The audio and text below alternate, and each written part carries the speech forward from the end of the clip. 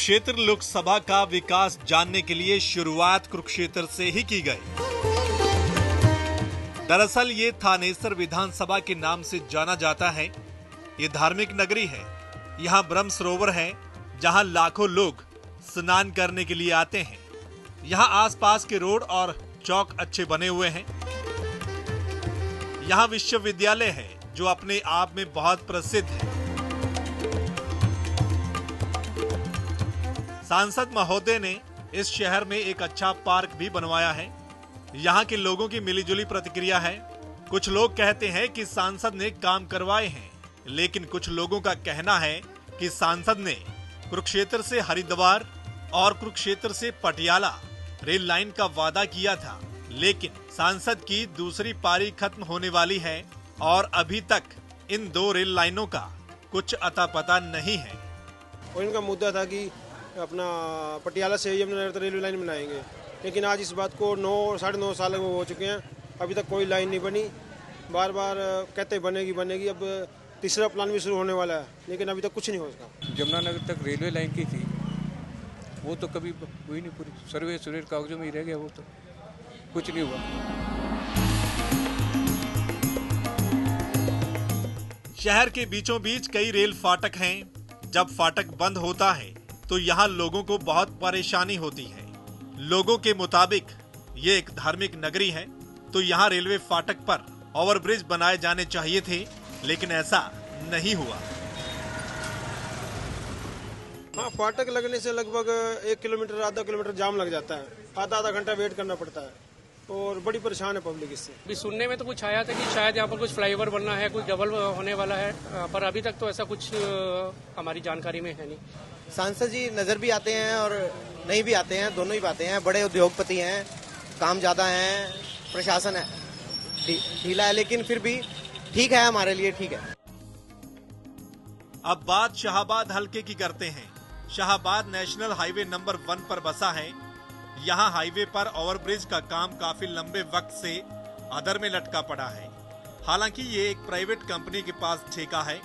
यहाँ के लोगों का मानना है कि सांसद ने जो गांवों में स्वास्थ्य मुहिम चलाई हुई है वो काबिले तारीफ है, लेकिन कुछ लोगों का कहना है कि अभी यहाँ काफी कुछ होना बाकी है।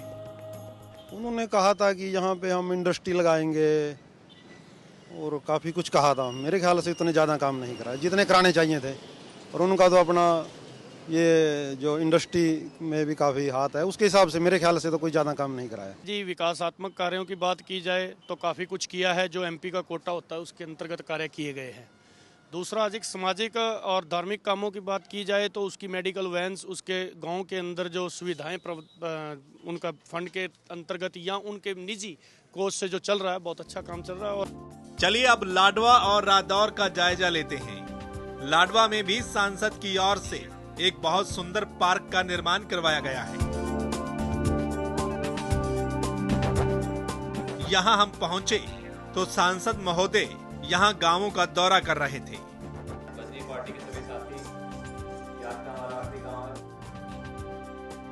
जिंदल साहब गांवों में ग्रांट भी दे रहे हैं।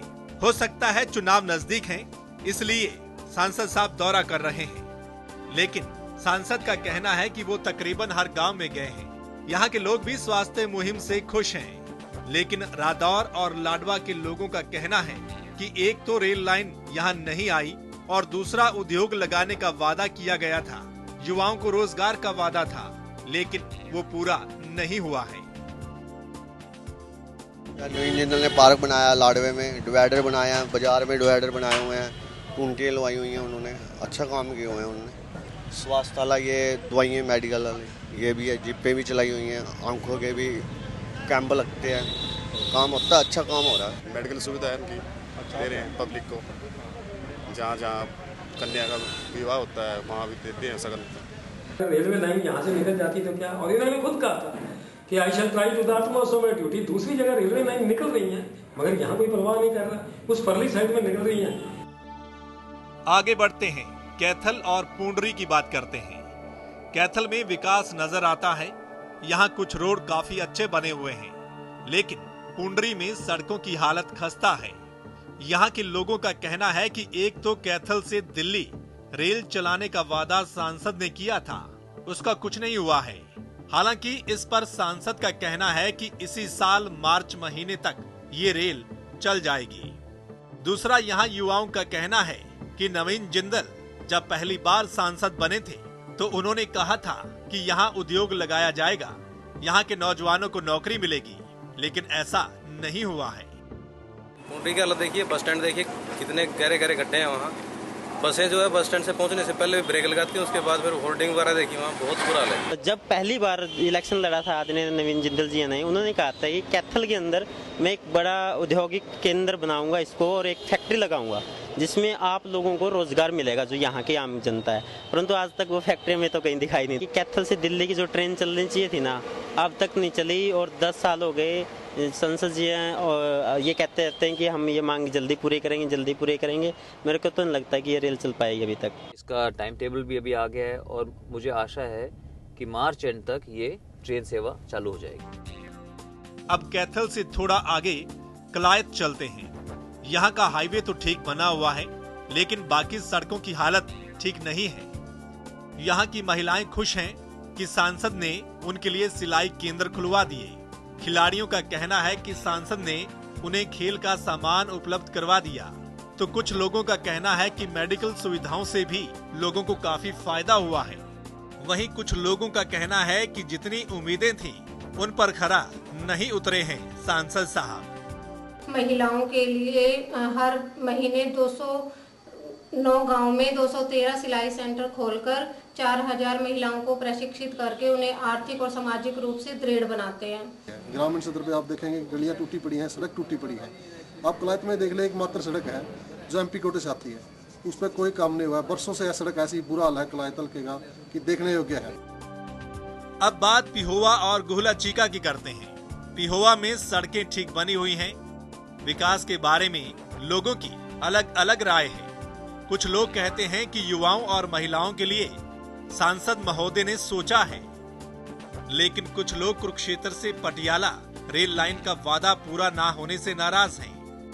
पिहोवा से जो हाईवे गुजर रहा है उसको 4 लेन नहीं बनाया गया। यहाँ के लोग कहते हैं कि सांसद ने जो जिंदल ग्लोबल यूनिवर्सिटी सोनीपत में बनाई है उसे इस लोकसभा क्षेत्र में बनाना चाहिए था।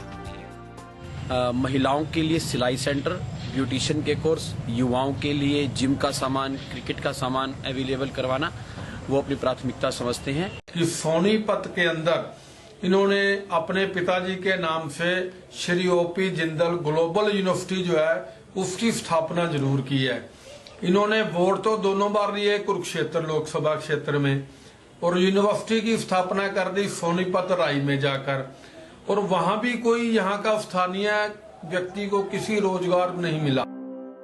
तो दोस्तों, आपने देखा कि सांसद नवीन जिंदल ने लोगों के लिए स्वास्थ्य सेवाओं को उपलब्ध करवाने का काम अच्छा किया है।